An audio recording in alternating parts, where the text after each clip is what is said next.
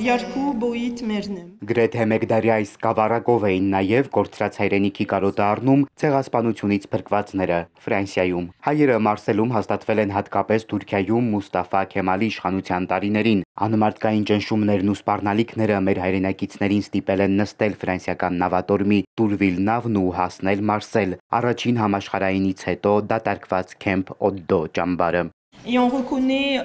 Grégoris Balakian. Ճամբարում ապրել է 5244 հայ 1922-ից 27 թվականներին։ Այս ցուցանակները կազմել են գաղթականները, որտեղ մանրամասն գրված են ճամբար մտնողների անուն-ազգանունները, տարիքը, ծննդավայրը, մասնագիտությունը, ինչպես նաև ճամբարում ապրելու ժամանակահատվածն ու Օդդոից դուրս գալուց հետո այլտեղ գնալու ու աշխատելու մասին տեղեկությունները։ Լուսանկարներում Օդդո ճամբարի գաղթականներն են և նրանց հետ կապված իրերը։ Դրանք հավաքել և իմի է բերել Արամ կազմակերպությունը։ Հայկական անձնանունը իրականում հապավում է ֆրանսերենից, հայկական հիշողության հետազոտության և արխիվացման կազմակերպություն։ On présente ici également Կազմակերպությունը ստեղծել է հայրս Կարպիս Աթինը 1997-ին։ Երկար տարիներ տարբեր մարդկանցից հավաքել է լուսանկարներ, փաստաթղթեր և անձնական իրեր։ Մենք ևս մազապուրծ փրկվածների ժառանգներ ենք։ Պապիկս 6 տարեկան է եղել, երբ ընտանիքը Սեբաստիայից Մարսել է հասել։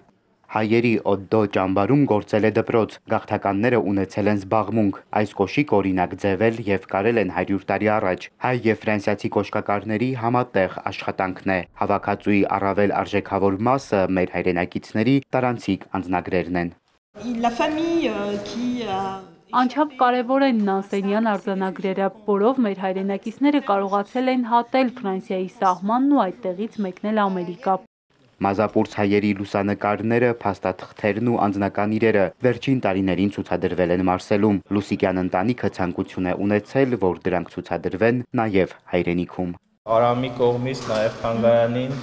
նվիրվելու է նմուշներից մեկը։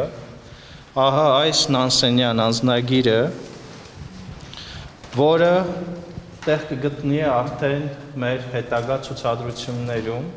որովհետև պատմության թանգարանում մենք շատ քիչ ունենք նմանատիպ նվիրական մասունքներ։ Արամ կազմակերպության հավաքածուի որոշ մասը ապրիլի 26-ից մեկ ամսով կցուցադրվի պատմության թանգարանում։ Այս նմուշը դառնալու է նաև ցուցահանդեսությունից հետո նաև այս ցուցահանդեսի խորհրդանիշը եւ ընդհանրապես